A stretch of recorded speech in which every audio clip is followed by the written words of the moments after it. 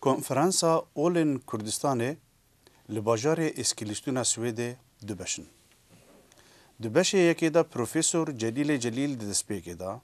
بحثا زحمتیین لپیش لیکولینی د دربار اولین کردستان دا آخفت و خوشحالی خو نشان دا گنها گلک کس هنه لسروی مسئله خبتن. جلیل هر وها گود اولین کردستان اگر مرو لسر لیکولینی دکه دگه انجامه که بنگه وان عینی بنگه. پشتیوی لیکولینر منزرچم لسر علوتی آخفت. ده هندر 20 دقیقه شیروکر دیروکا علوتی کو ده ارشیفا دولت عثمانی دا تجاری ناو علویان درباس ناوه. لی ناو قزل باشان درباس دبه یعنی اوین سرسور. منزرچم دبیجه او سرسورانه علوینه. دولت ترک ده گلک سالان دا هول دایه کو بده نشان کو علوی مسلمانن او مسلمان ترکن. لی منزرچم و دعوان رد که. علویین کرد خدا تعالی پیغمبر محمد علیه السلام و علی بن ابی طالب دبینه سه شکل خدا تعالی نه سه کسایتی جدانه. پشتیوی لیکولینر فهمی کاکایی د دربار اولا یارسان دا آخفت. اولا یارسان یانجی اهل الحق یانجی کاکایی. جمره یوان نزدیکی 3 میلیون نیوانه جلورستان درکتی و کردستان بلا بویه پایتخت وان لروجهلات کردستان کرمانشاه و الباشور کردستان جی کرکوکه کتاب وان بنگهی جرد بیجن سر انجام دبشه دوان دا بحثا اولا یزیدی و اولا زردشتی دبه فرمون برای همو تشتکی از خازم تشتک بیجم آیا کرد هنه زردشتی بی؟ کرد هی زردشتی بی؟ آیا کرد هی حقیوی بی زردشتی بی؟ ولام پرسیو بجیم بله اره آیا تشتک هی اثبات بکاتن بسلمینی که کرد هی زردشتی بی هم دبیجین بله اثبات ما که هم زردشتی نه اوه جبو یکم جار لمیجوی کرده دینی زردشتی به دینکی رسمی لأوروپا ناسا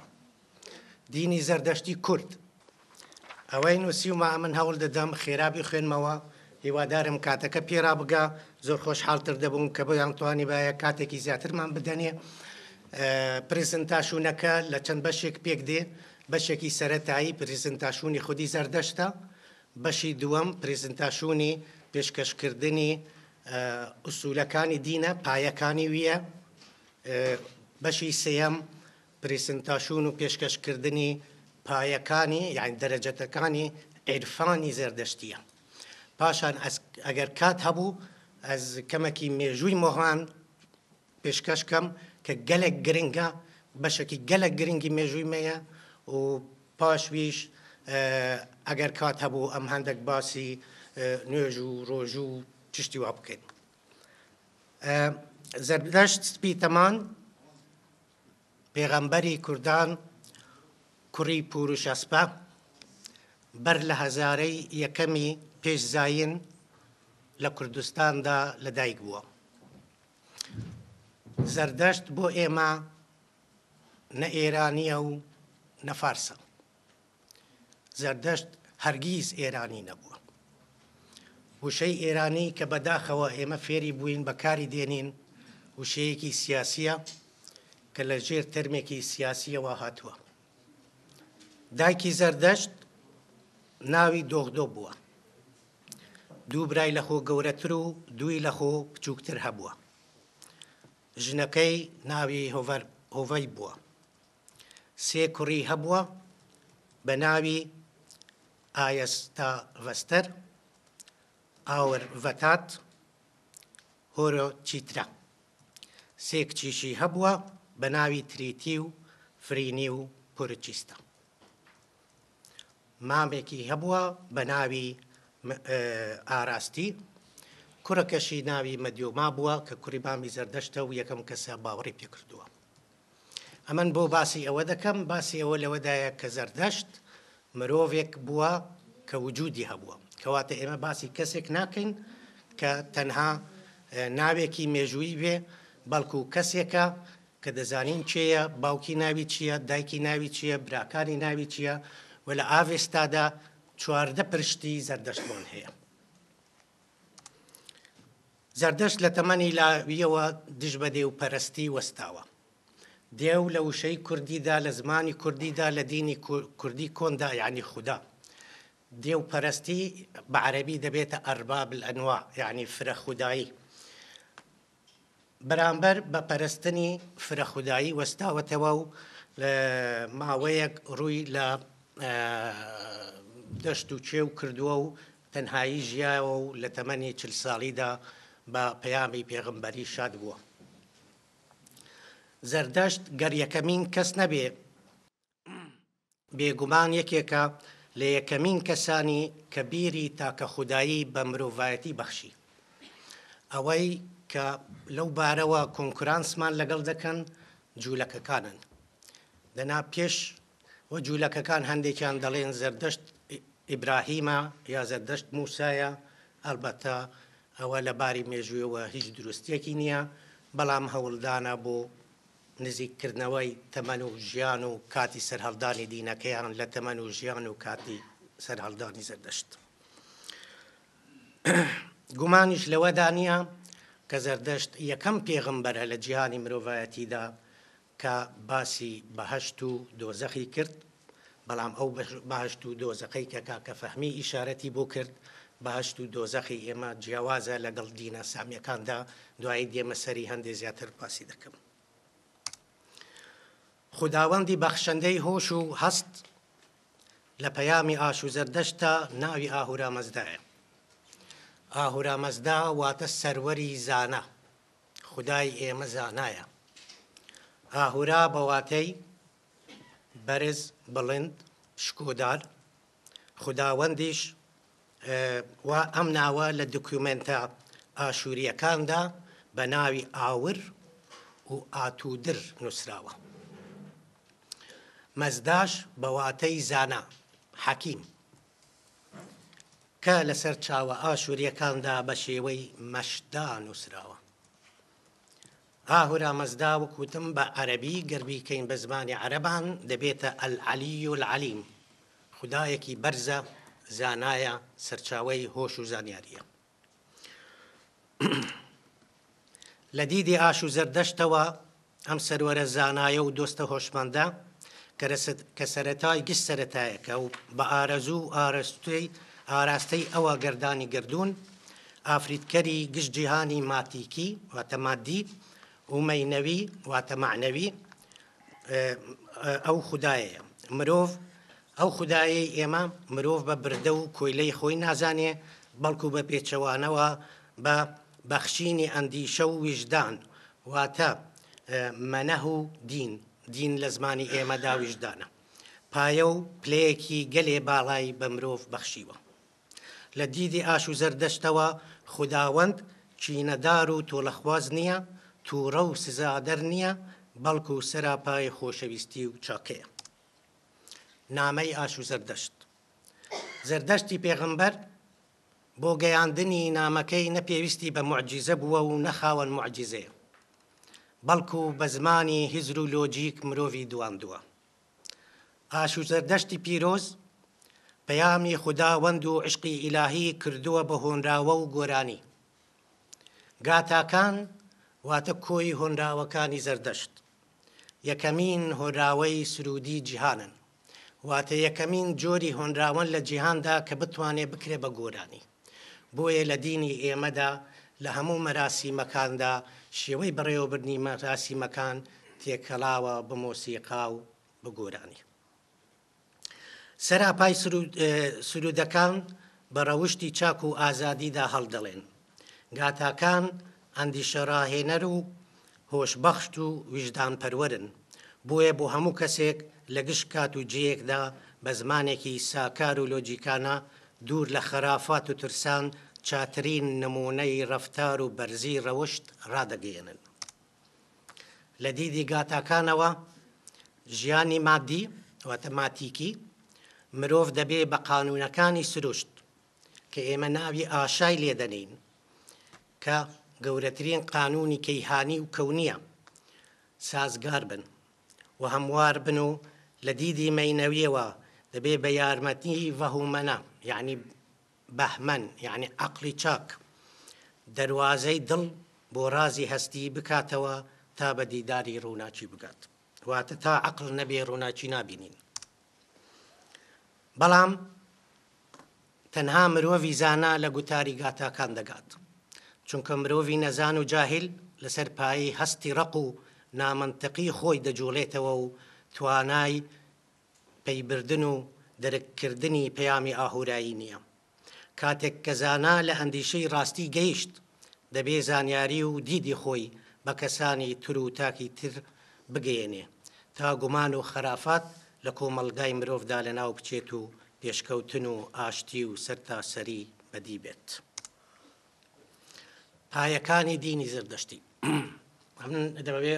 ئەوەش ڕوونکەم ئەو قسانەی ئێستا ئەمن دەیکەم ئەوە شتێک نییە ئەمە نووسی بێتم بۆ باسکردنی زەردەشت ئەوەیە کە هەیە لە دینەکەماندا ئەمە وێنەیەکتان وێنەیەکی بۆ ئێوە دێن بۆ ئێمە پایەکان یەکەم باوەڕە بە ئاهورا مەزدا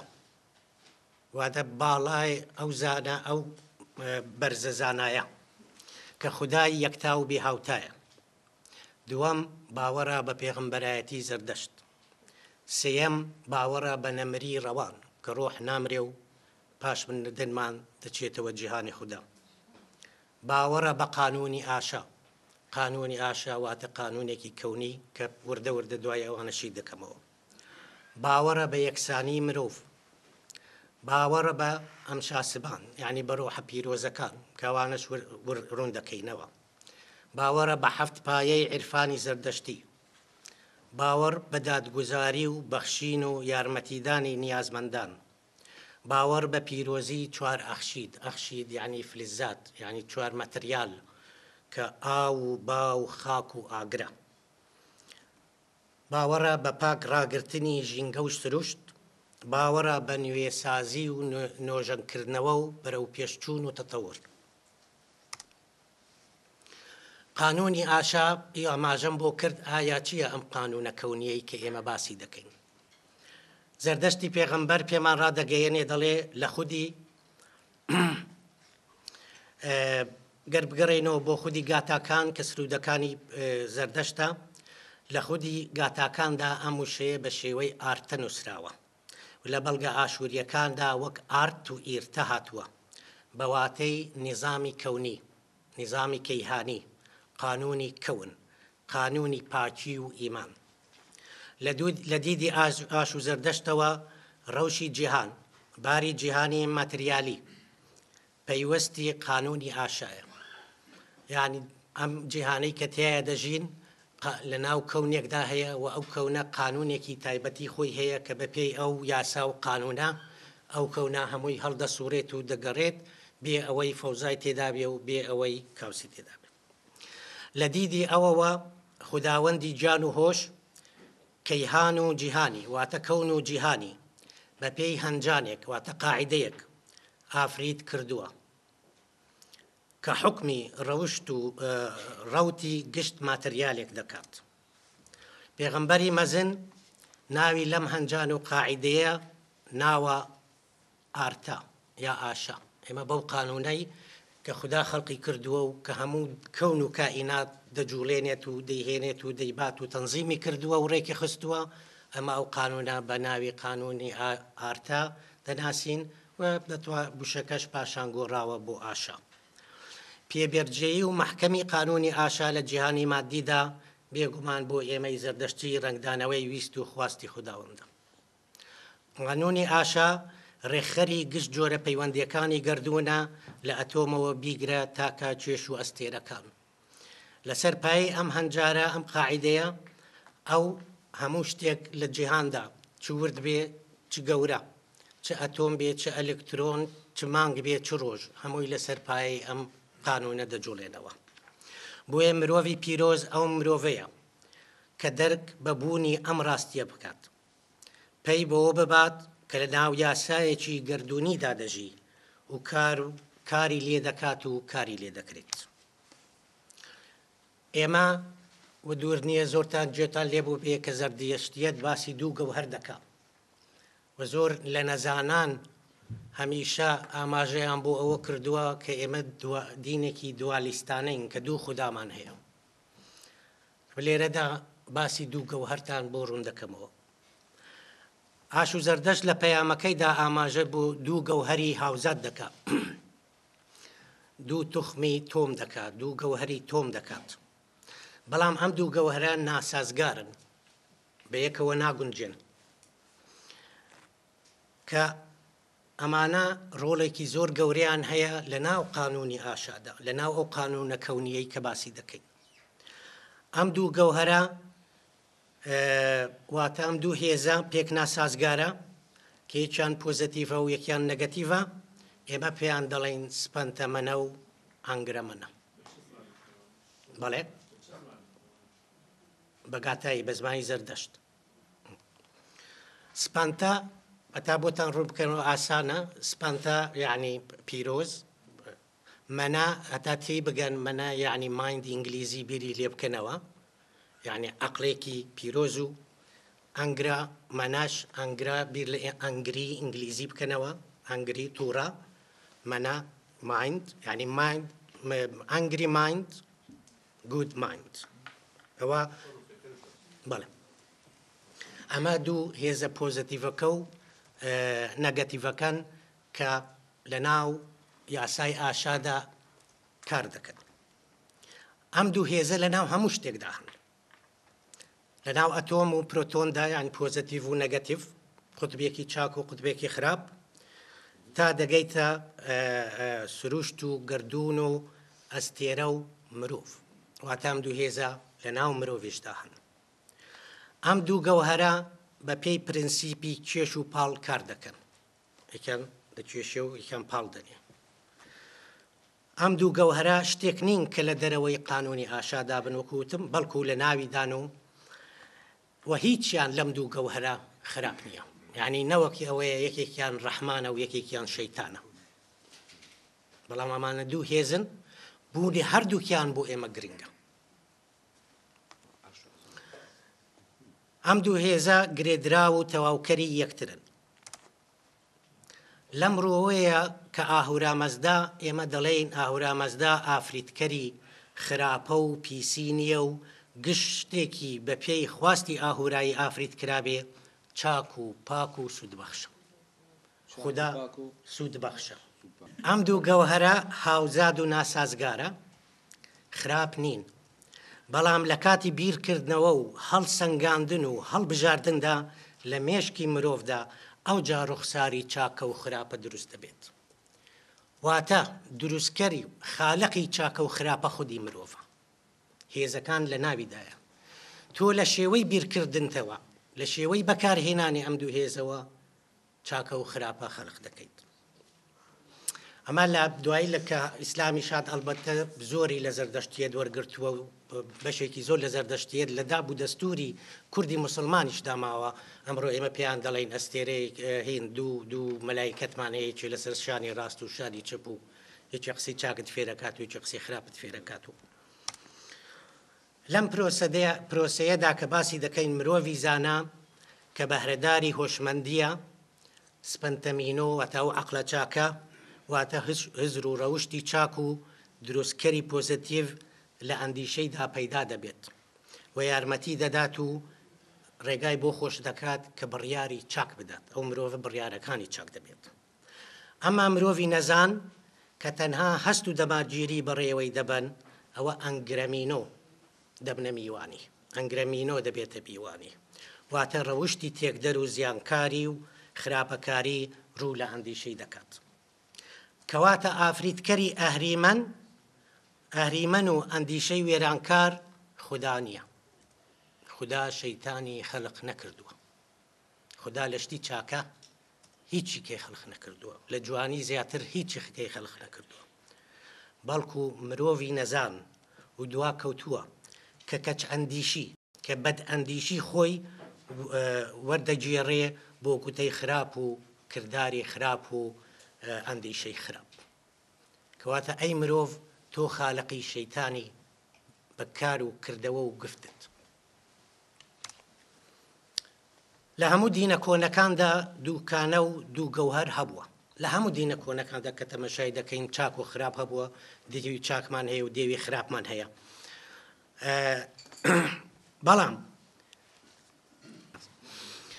بەڵام زەردەشت یەکەم کەسە کە ئافریدگار واتە خالقی پێشکەش کرد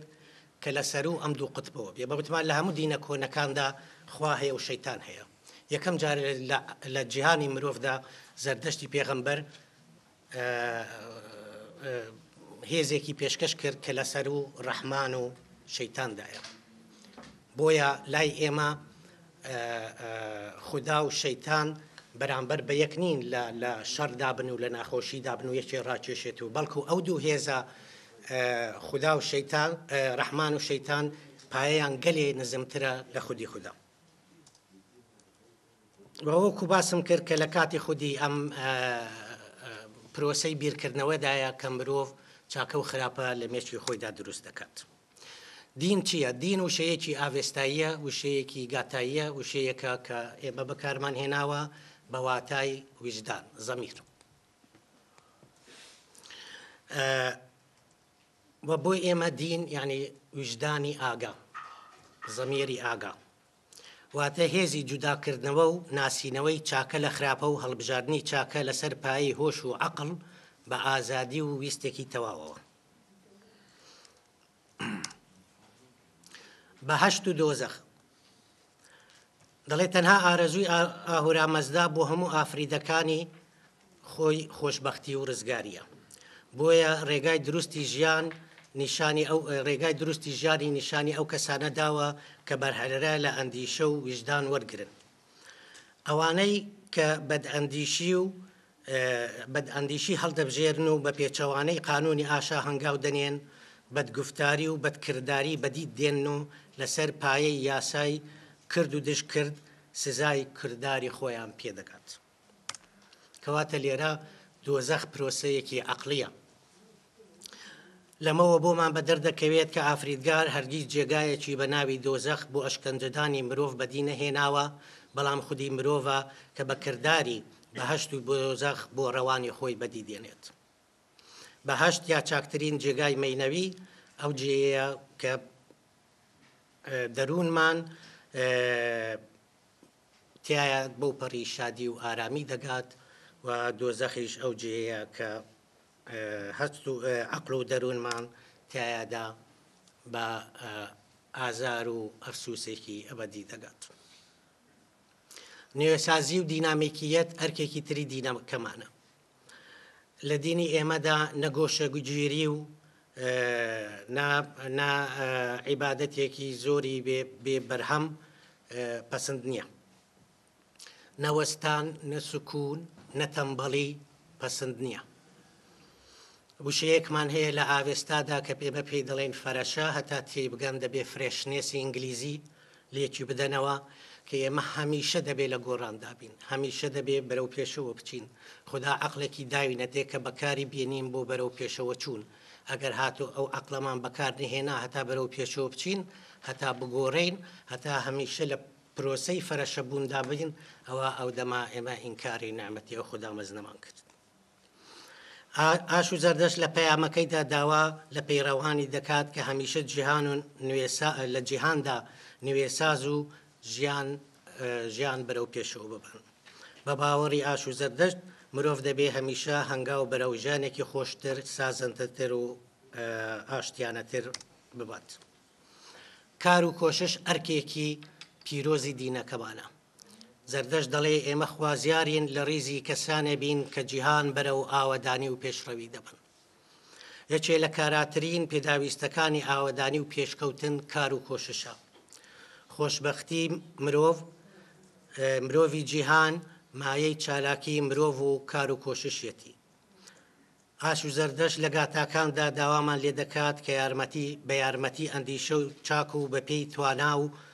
توانا کۆشش بۆ پێشڕەوی و ئاسایشی کۆمەلگای مرۆڤایەتی بکەین. بە باوەڕی ئێمەی زەردەشتی پێشکەوتنی ئابووری و هونەری کە ئەنجامی کار و کردنی چاکن،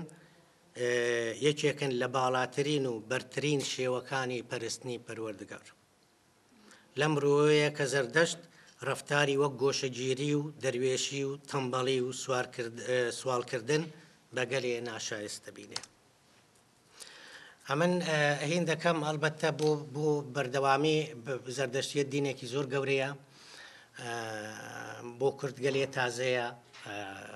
ئەمن هێشتا چارەگێکی باسەکەم نەکردووە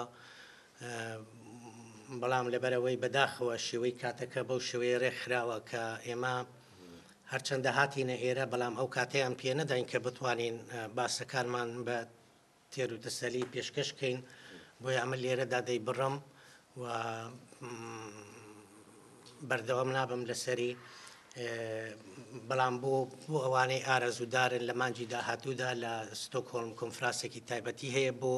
پێشکەشکردنی زەردەشتێتی کوردستانی کاو دەما دەتوانن ئەوێ ئارەزوودار بێ بەشداری تێدا بکە سپاس. Vi skulle inte vara den stad som vi är idag. Vi skulle inte se ut som vi gör idag. På gott och på ont. باجارê me eskilstûna dê newsaba wek kunha em dibînin bi başî û xerabiyên xwe eger ev xelkê ku ji derên dûr nebana ew kesên ku ji dûr û nêzik hatin bûn beşdarê avakirina vê civakê ev tişt cihê şahnezî ye mirov dikare li ser ava bike ji bo pêşerojê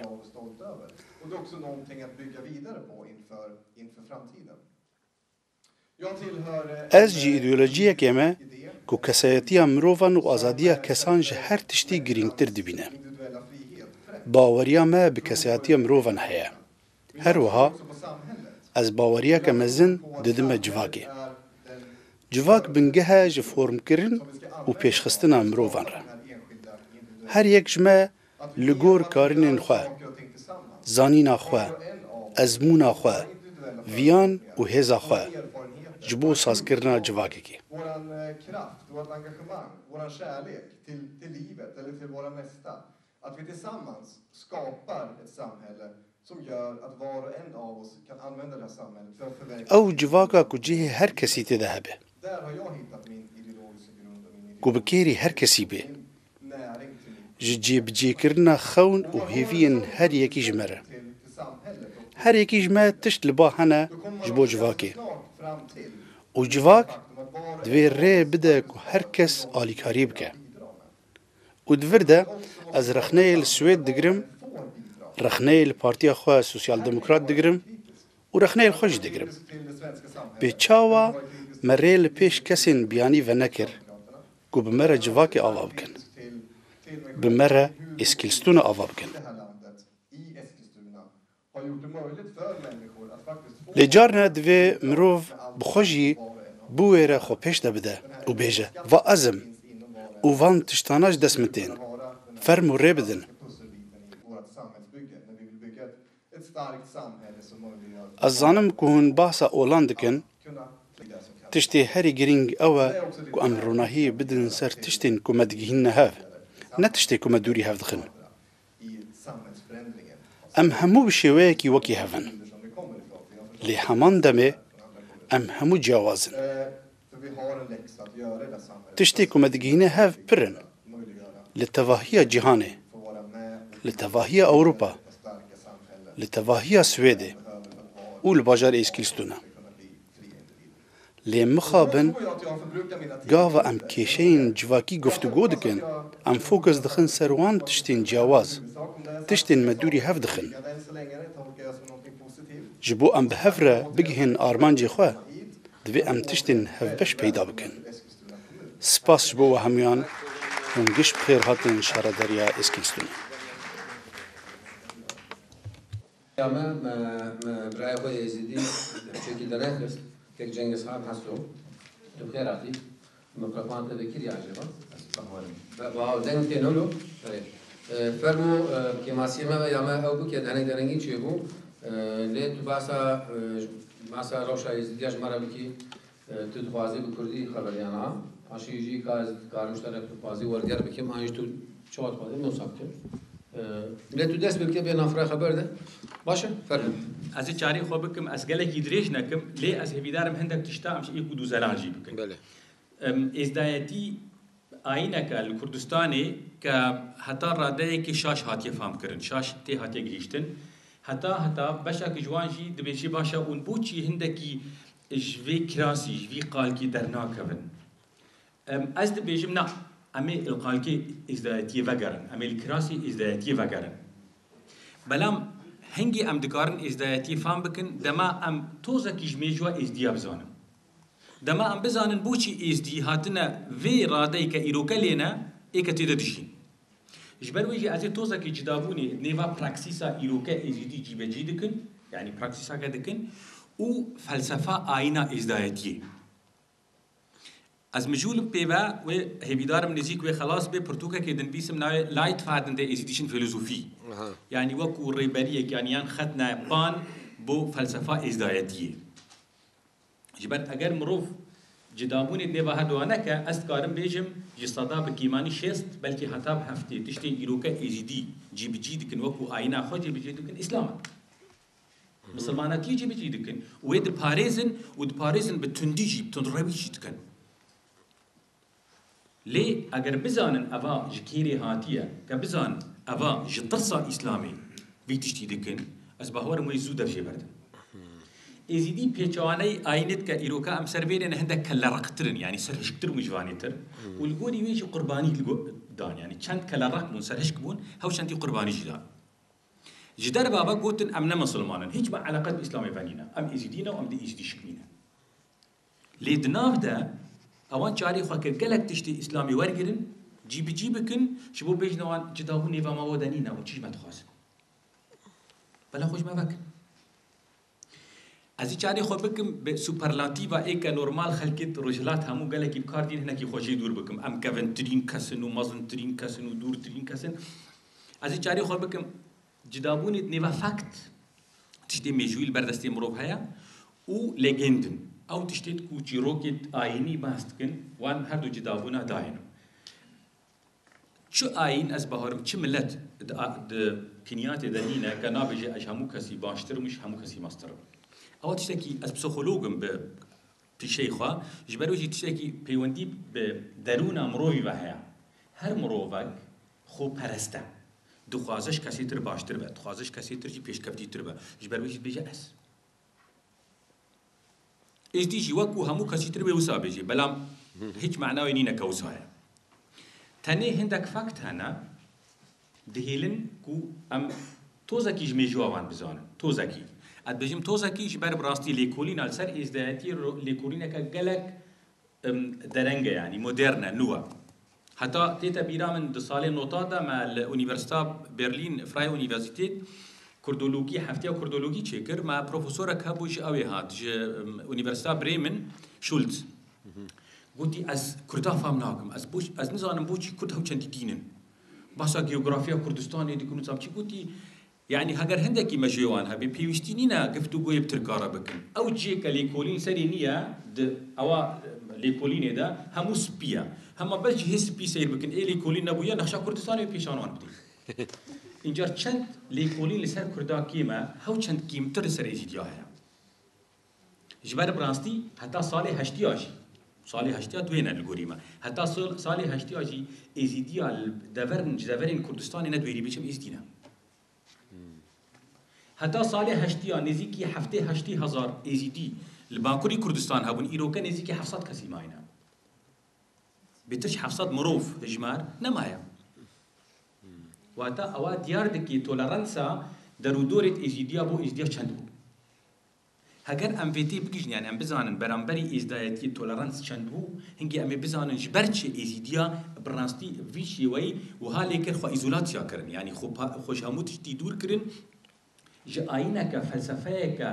دور و دریش که از این هاجورا باس بکم و خودان باوریه که تایبت که پیوندیا و بخارست و سروشته به هیا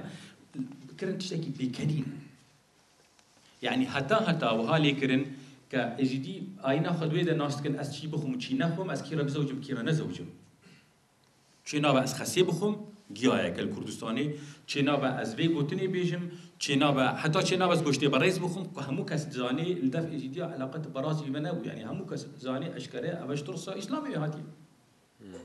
حتى وها لێکردبوون مرۆڤێکی ئیزیدی ئەگەر جێیەکی بە ئێک خەتێکی دۆرایی بکێشە گەڕینەکەکی شنا پێش بێ خەتێ دەرکەبە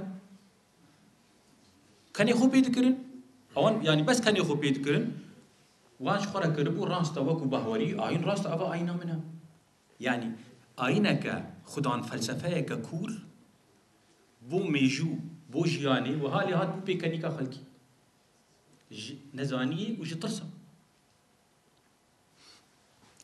بجا جبركو ام فيتي بيجن ازي اولي وشيك لسر اين وكو ريليجيون وكو ديانات بيجم تيجيشنا من بو اين اويا از بيجم اين اك معناوي هيا في وندي بدرونا انسان وهيا او درونا جي دبيجا هر مروبك تخازه بزانش كي دري هاتيا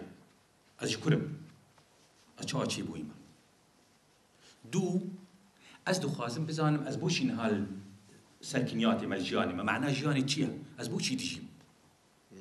سي از خوازم بزانم ازي هر ما كر اگر هاتو مرنا إلوكا ام ناسكن از مرم و دوايوي ام هر سي برسن ايكو دوا فلسفة آيني برسفل سري بدا اگر هاتو ولامو برسفا وان برسادا اوه آينا كجي دورتر چو جي بشي آين درد كبي دكفتا بشي رامياري سياسة حكم داري بيقومان چند بهوريا آيني مروبا هيا بتوانا مروبا هيا هو چندي خودور دكا كرستا بوان داينا يعني دستورا بوان داينا چند بهوري مروبايتي كيم دبا هو چندي بتر دستورا داتينا يعني حتى هندك آين كيشنوي رادي بهوريان بمروبا نمايا كمروب تكاري سربخا هلسو كوتا بكي حتى بوان دبيشي تي چند جارا روجي خوبشوي تي چوا خوبشوي حتى شيوي خوشوشتني شي وجوان را دست نشان كرينا تي روجي چند نويجا بكي تي چي وقتي بخوي تي چي وقت يعني وها کرنا که دستی خو کرنا ناب همو کاروباری روزانه مروفا دیتنا من اوا برسبا وان سیپر سیت سرکی که من کوتی نادا هیچ ولامی آوانه نیا من لچوین در هاتوم اوی معنی جیان چیا بو چوین در رو بو آوانیا بلکو ایوی سود لو ایدئولوژیا ورگرا بو خدمتی خو بو برجانتی خو بکار بینی بجا أمي فكرنا سر إزايتي جارا كتر بس بري أم فكرنا سر إزايتي هندك السر مجوا تشتب سر إزيديا هاتيا د تن دما عثمانيا دا وتنها الباشوري كردستان يعني نافشي ك حكاري جزيرة بوطان وبخارفة هندك اللي كولين سر تشيبويا بينجي وهشت فرمان و دما عثمانيا دل سر إزيديا در كتينا أف بينجو هشت فرمانا بريارا وان أوابو نمانا إزيديا يعني تشا دما فاشيزم دا NSDAP وان لألمانيا تقولي انت لوزung der Judenfrage يعني چاره سرگريات داوي بو جويتيه وهذا دما عثمانيا دا دخستن چاره سريات دواي بو إزدايتي بكن أبا بيجكا كو أم نزان الولاتي خالتا كأكش ميركين مظني إزديابون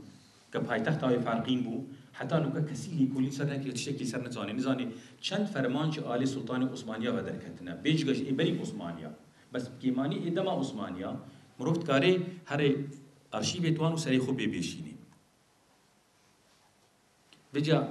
دو فرماناجي ازيباس بكم بكردي هر دو شك بداخو بدستي كردابون ايك جي فريق عمر وهبي فريق أكيد لشكري عثماني أبو بلام كوكا خو خلكي سليماني أبو إكتر يا ميري كورا مير محمد باشا رواندوزي أما دو فرمان بو كبسري إجديا كان هاتن إجديا كان برو نمانيان برد أم هردوان باسيان أكم لبر بيروسترين شوني إجدايتي إي أمرو لالشا أما بدستي خويان برد لا لالش چوليان ويرانيان كرد ومدرسي قرآن ليان درست كرد زيادر لنو صال لا صالي 1802 بوابزانم او لالش كرديان بمدرسي قرآن بيقومان اگر هاتو بو بمدرسي قرآن بدواي اوشتي لسر ديواري لالش هبو لناو ابن اوشتي بضليان ابو حتى لبشك لوان فاتحة نسيان بو امجا برادران هات بولاي ما ايود ايما درين ايوا مسلمان ايوا بروامان بيناكن اخر ايوا بشكل اسلاما اكلا سكتكاني اسلاما سيديكن للالش خوتانش آياتي قرآن نسيوا بلام لبيريان كرد كأو آيات لجوين درهاتوا شيء نسيوا بونس راوا ياتر دما أو عمر وهبي دا كهاتن إريشي إسيديا كرن أوان بريار دا كإزدي نمينن وهاجي لي هات كإزدي للنافشا قالك ويدا بيت نفسها شيخان هون يعني نفسها إسفني هون المنطقة بعدين هون إك مروفي إزدي لوين نافشي نما هموان باز دا شونا آلي شنغاري حتى الدف ولاتي ما براستي جن هندكي وان تبهاريزن بصدها جن تازيد كرن بيتشل وان راد وستاندن تقولي توي بي وكو ميسار وستان بلوان توي بي يعني توي بي شهادتها خوب دي تشي جلي خلقكي واگر تو ندي يان بشور يان بقول لي تكوش بارود هبوي بصدهان كيچو جنت ازيدي هبون قوتي بو امنكها من دستيوان وزهاب مناي چون سويتسيد خو كشتن خو هافتنا دسر بريدا هافتنا خواري خو كشتن خود سر قليلا دافيتن خود كشتن تقريبا كي جان صار صار يعني او دما عمر وهبي باشا يعني 1808 فرنوت بيجي اگر مرو وان روداواتي هشتيت هنجي زانيش برچي ازيديا چاري خو كير خو بكيشن بر پاشوا چاري خو كير برانبري اي درو دوري خو ديار نكن ازيدينا اگر خو ديار كنش ازيدينا كسبي نزاني بجداون هيا وكون منا قالك جبان برادران باسكر دبيجي ما هموا ايك خودي هيا و الباي خودي كي تشنو يكانا براستي از نزانم ايل دف ازيديا يك خوديان بتج ايك خوديا من او بهوريان نينا حتى نوكا من فاكت بدس نينا راستا عم دبيجن بس ايجي ترسا عم دبيجن يا رياليتي الخدان البا ما قالك خدانت ازيديا قالك ام ريناد نخا ام بيجن امي هندك بسربستي تي بكولن بزان آية او خدانا نا خدينا يانا ام يكسرت بيجن يكمين كسك خدا كي تني باراست ازيديبون يبرچي بو كدراوسي ماش ما عجزنا بن بو دراوسي ما نبيجن افا قاورن افا كافرن فتوى كشنا ما درناچي اكثر اوكر بلام اگر هاتو بلاي كما كامل اوروبا جيان ابي ام ويدا سوري بدنا خو ام بيجن لفيري ام ناطرسن كسما بكوجي بلكي ايك خدام وبلكي ايدن خدان جيك هندك بنرخي خو كيم تربي بليوان نزم تربي بلام بلكي شنو وهابي بوچیش دسپیکی با که از خازم لیکولینه بکم پیش که از لیکولینا خو بکم از انجامی ذاتینم یعنی سوسیولوژی بین تاوتولوژی از وی من وی دست نشان کریه از دوی بگیش ما چی انجامی و از دود چی نه بجس لیکولینه بکم اگر واسی بی اگر از لیکولینه بکم دوی انجام فکری با انجام کی چی ابی ابا نزانه لانجامی لیکولینه کو بو ما در اکی آیا و آیا عنوانیه بلام اوي استا ايجديا كان كمن جمله بويا تا استا ليكولين اكن بيش كدس بهش تكون درين ايما بس ايك خدامان هيا و ايما بيش همو كس خدايك مان پارستو هر وها تادوي ك ما ابا قلت ازي چند قلتنا شفكتت ايجديا بيشم جبر بيش نوكا بريس بروفيسور جليل باسا او يكر باسا خويو دمال دنماركي كر قلت ولا داو دنمارك قلتي كاسشوم مالك برادرت ما علوي ما قلتي ازيدين او قلتي حاشا علوي ازيدي من جبر او وانش قلتنا يزيد بن معاويه بن سفيان هيا تاشي رادي تاشي درجتي هاجر از تعديش لوانكم خمينه تاشي رادي تاشي درجتي براستي علوي علاقتوان بعلي هيا برسكتره حتى تشيرا دا إبراستي علاقتوان بحسين وحسن هي أوجي برسكترا بس أم يعني هيبوتيزي دين أم بيجن علاقتوان بيفجي هبي بس بوني دليوان خوش ببيج بو بزانن إزيداتي بلاي كماوا 3200 سال بري زاينه هبو ما فاكت هينا إيروكاجي لبرلين بيغامون موزيوم هيا كتو هذه بيغامون موزيوم بشي أورينتال بشي أورينت الدرجة عشتار دو درباسكي نقش هيا دوی نقشه دا دو تمپل هنا تمپلک ناوی ازیدا نزیکی 170 کیلومتری رجلات باشوری بابلون يعني إيروكا أو دبراكا أم جهة عربات ناسن لخواروي إيراقا إيروكا و بيقمان أساكلا لارشامي إيروكا كنزيكي 50 كيلومتر رجلات باكوري نيناوايا لارش مايا حتى إيروكا لي إزيدا هجا كسي جينا مايا هاگرنا وید ما دایم لیکولینی بکن من نتزانش عفوا تقول دو تمبل هي يك يزيد أو يدش ولا إساقيلا لا ليش لا ليش تبي أنا مخلط فيهم لكن الحمد لله أب هردو تمبلانا هروها خداي تويدمي نوكا أز شيخ نامه قالك تاريخ ذكر سن بكن حسن ونحسنينا كاكبوش حسنينا يعني هر تشتكي وكو نابي حسو نابا بيري من نابي حسويا يكسرتين بيجي حسو واتا حسنا حسو نابكي هتيتيا هيك جهست هاتيا هستا مروفي هيك علاقة بعربي اسمه فنينا يعني هر تشتكي بس بسر وان فهراي اوتوماتيك اليوم دكنا ملكيت وان تشتكي منينا ايش بروي ازدايتي اف هردو شتا فاكت البردستي ما هينا كسن خداي هيبيبو حتى يروكج وقتي باسا سن ياسا قانون دكن سن شيء بعربي بيجي يعني بريال سرداج بر سن خداي قدري بو بريار داني بو خداي قلمي بو يعني ايزاني بو وادات خداي فيتر اي تاكس اي باران وسرما وغرمي بو تمبلا يزيدا تمبلا اداتي بو ام دبيجن ماردوخو نابو وسن وادات او يهون ازنها بما سرويجي كمساله كراس جوهرين الدف ايزيديا يعني قولك إزديو هاي بيجي خادي يزيد وطاوسي ملك إيكن معنياش إيك مكن. طاوس ملك. هلي؟ أبا بناغي ويداتيني كإزدايتي بهورياوي بإيك تشتيها أو تشتي جرس من كراس جوهرين. أبا إيك جبناغي بنجهد فلسفة إزدايتية. برينها كمن جهداريا برادرها كرد أولي بمن قوتي ومتشوسين من هيشتن إيه داوي بس عليه ترفش كيف خوش مجبر مقداريا وان كير بريبي براستي بتايبتي برادرين كاكاي يعني شيناوي ترفش كن يعني بري من تقولي نيفا ما وان دا موك هيا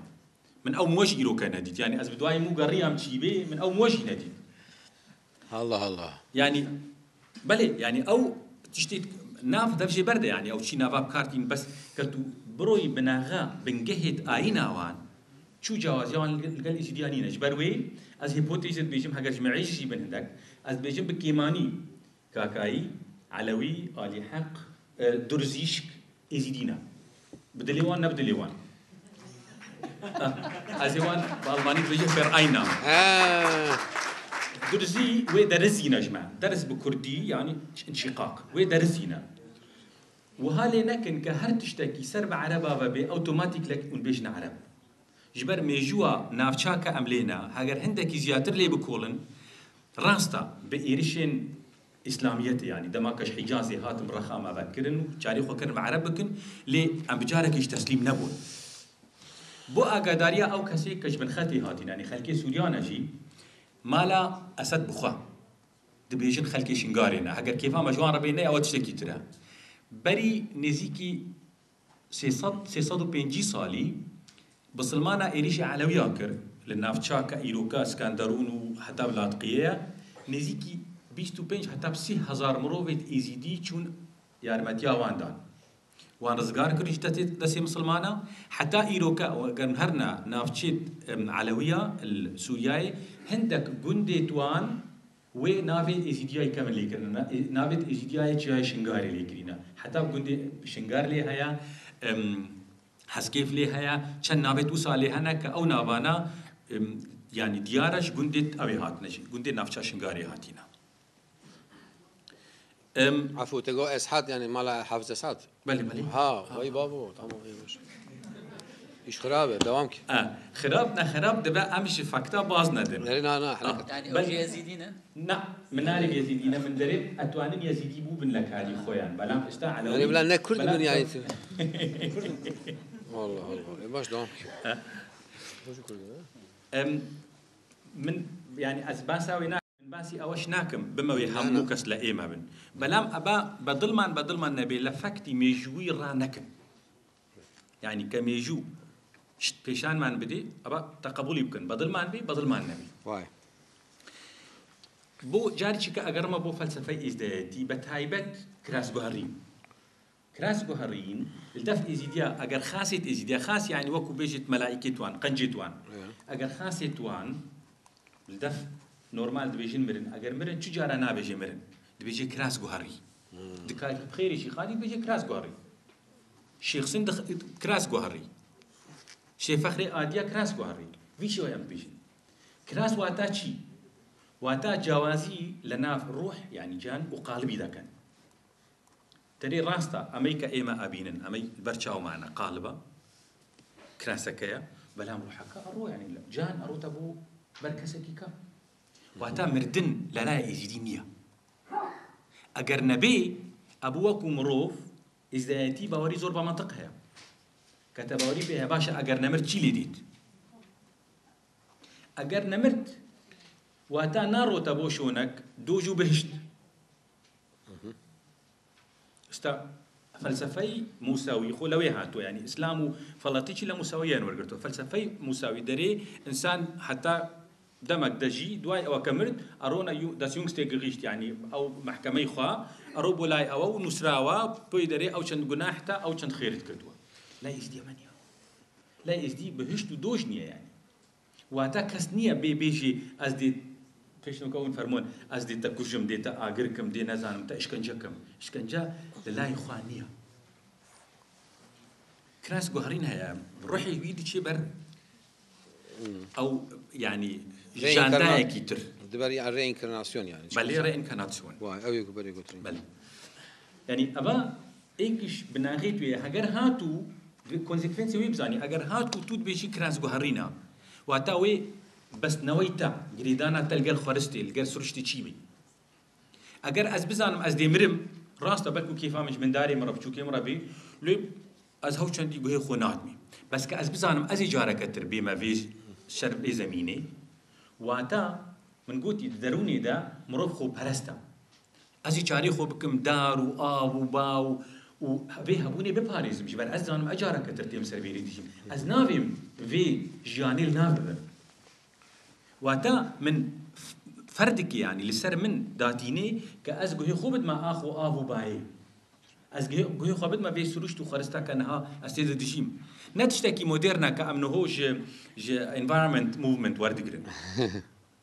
تشتكى كتو لأينا إزدايتي سير بكي وتيدا هيا تيدا هيا تش فلسفاوي وردقري جبر كراس جوهرين تشتكي تازانينا يعني نمن در خستيا ونبابي من در خستيا بله وما دام كان بيجن بلاي كما وإزدايتي 5200 سال هيا وتا 5200 سال أف فلسفة أف دستورة والدفوان أبا خالكش خالي دستوري إزدايتي بجا بوشي إزديت إيروكا جرخا كيفا بانسا كراس جوهريني دكن جرخا كيفا دبيجن وهايا باش رخات رفاجي داكا من بخو دقوتي كريم من ما تشخدي ناطرسي واتا أفنا إزدهيتيا جبر مروفي إزديش خدي ناطرسي أين نطرسا كترس كتا دوزي بهوري نما أين إزدهيتي لسر ترسينا هاتي دا مزراندنا ويستا خستنا تتخازي تشتكي تنش تشتكي ترسي كتو ترسيا واتو اسمي كيتا اشكنجبك يعني اگر هاتو از دزياكا كردونكم جبر چيناكم نكا از خوش مروغم از ناكم جبر از انم صبيكي و دوزدارك هبي و بي من بقري و من سزابكي وتيخي قرتاقهي بلام هگر ازدايتي بيجي من ببهوريا از دزياكا كردونكم نجبر از ترسم كدوزدار من بقري از بيجم اگر بهاتا وكا كردو دزيا من بقرا و هستا من چواوا إزيدي تبشيرينا إزيدي همو كسي جوار دقرن وهمو كسي قبول دقن نقرتنا إزيدي أشتر صايا وتنها أشتر صايا جبار الزاف مسلمانة بيجي المرتد يقتل أو كسي كواسي إسلامي بيني لرقاي إسلام بقى ريتواني دا كجريت دراوسي إزيدي كان لسانوا مسلمان بو لبر أوش يقتل من بلاي كموا من شخصي خوم سيكس دناسم كدايكي فلرو دايكي مسيحي بو بلام نمن ونكسيكا أما 200 صالش نيناسي إيكي كدايكي مسلمان بو بي لبرشي أجر آيني جواز بي فلاش آيني جوازا أجر ترس بي ترس ما لا فلا زور نبو لبر فلا أو چندا بهيز وتند نبون بتوانينا إيمان لنا وببن لبر أشعاش ترس ما نبو فلكسيبيليتي يعني جنجانوا لقل دمي قولك إزيديا هيا دبيجي دمك بدميرة دمك بدنيرة لهردم هردم خديرة ئەمە بەندێکی تر یان پرەنسیپێکی ترش پرەنسیپی ئاینە ئیزدایەتیەیە کە ئێژدیە ئیرۆکە بەتەواوەتی پێچەوانەی وی پرەنسیپی ئیش دەکەن بەتەواوەتی ئێژدیە ئەڤڕۆکە دەبێژێ منجبا بوو با پیرێ خۆ بهیشتیە و دەبێ وەها بێ نە گاوەک بەر پێش بە و نەبێ گاوەک بەر پاش ئایناوان حتى قولي وانت بيجي دمك بدميرة دمك بدنيرة اللي هردم هردم خديرة يعني دم شوابي تبي الجوريوي دمي تو بكاري خبو جنجيني اگر گنجانا ونبو يعني فلكسيبيليتيت اگر نبو بابوشي تمروي تي چا بكاري جانا خبر دوام بكي اگر تو هر دوی قالبي دبي بلام ازدي اشترسا درو دوري خو وي وهالي كرينا كان تاني تشتكي بيش وباش نخن حتى ناخذ خدش يعني حتى مسألة زواج وشتوها كتقولتي خالو خارزي نيفا زواجي ازديا وهالي كريا كما شيخ هنا بير هنا مريض هنا أبا هر سينا بش يكودو ببن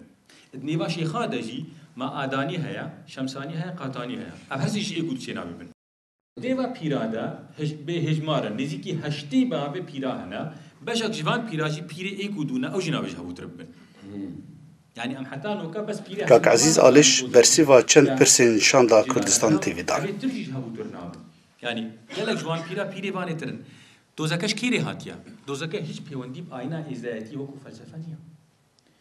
تشتكي دي ديسيبلينا دما هيريش الإسلامي بسر اجديا دا ظالم بون خرط بون اجدي مجبور بون ديسيبلينا كلنا خوشيكن او ديسيبلينا وهابو أبي تو وكو لشكري أبي إيك هبي برسرين دا صلاة بي أبي بنوي ده هبي أجر هاتو بونا خزمة إيكودو يعني هبو تربرن واتا رسبكت نامين يعني ريز لإكترين هاجرن نبس هيج بروبليم نينا البومن أو مروفي كببي إزيدي بي بلام قناعتو ببهوري دبي مور ببي الباما مور كرن هيا أبا كانيا سبي أمش برلاليش تينن نهامن وكو شيخك از بردوام دشما ويدري دوسي لتراب خارة تينن تكما ساردوكي برف دكم واگر هاتو مريديت منتين از هندك يجد تاوينم وان بي مور دكم از وان مور دكم وبناتك كي دماونس بمتو يجي خلاص بس دي تباوريها بقناعتها جدلي خوبي نشتر ساخدي ونشتر ساكزي ايش بهوريا خو ايش قناعتها خو نتنه للسويدي بلكي سرانسري اوروبا جي كونفرنسا كوا مجاركا وا بنجهين كود جواكا مدا بروبر جرينجا هاتا مناقشه کرن لگلکو د جواکا کرداده اسلام دومینانته جواکا کرد بن باندورا اسلام ده لکونا دیانت همه کونا اولن مهنه ام چقوا سیکم آن زیده در حق وان اولان ده دزانن یک وکا کرد پیوستی همه جه هبو دو وکا جواکاز لسوید جی پیوستی آوان هبو که ام و زانستیه و آگاداریه بده وانجی دواره بشتاریه ده هم کرد هم سویدی هاتبون لی مخابن وکا هون دزانن مثلا فرتونه و باهوزا و برفه بچک تاثیر لیکر لی دیسا جی دواره بشتاریه ده سمینارک کنفرانسک سرکفتی بو به انجام آویجیم کیف خوشن دلشانن هرمی انجام آوی به وکا پرتوک کیجیا بروشوره که درخینن و داخویانیا و انجام و کنفرانسی جی امیجرایا گشتیره بلاف بکن. قوناغا ویا دویم جی هیا. اولن کردستان نتنه و هرچار اولن مبون. بگومان مسلمان مهنه کدو بشم شیعه و هم سنه هنن. جهوین مهنه و خرستیان مجی هنه. همه میبری خو بدن وانجی گودار بکن و بلکی تایبتی تکا تک جبو زیده ترجی به ناساندن ام بلکی ایجا وگا و سمینرین تکا تک جوان اولانجی سمینران پیک بینن گلو امی بری خو بدن مبستا و کنفرانسی جی زانستی یا سیاسی از بجم هر دو جی جبر کو ام کردن پرسا کرد پرسا که سیاسیه لی جواکا مده نه تنه ایدئولوژیک و اولجی رولکه مزندلیزه که ام کردستان روز هلاتا ناوینه هم داگر کرن کردستانه و هم ده هریمه تو بنیره اول رولکه مزندلیزه و جا آستنگیان حتی نهاج کردان را درخستیه جبر که او بخوجی دزانن که هری ملتی کون یا یک ملتی کون الرجالات نافين کو آخا خو یعنی کردستان خو ترک نکریه و تکوشینا دولت کسر بخو و آزادیه ده ملت کرده به همو واران آستنگیا لی دردخینن لو ماجی دویم هر دویا جهف جدا نکن و ام بکاربن ناسنامه خویا اساس نتویید تخم پیشیا هر تشتی برجواندیا نتویید دویم تخم پیشیا هر تشتی که من ایروژی گوت از بویا بزانا بون دبیجم هر کس دکاره خودی بیرو رایک به هر کس دکاره خودی اولکی به لناسنامه من یا که من درو دورا یا که من جهان را ده ناساندن یا منی نتوییه جبوی من نتویی نتوابون ناسنامه نتویی د پیشیا همو تشتیده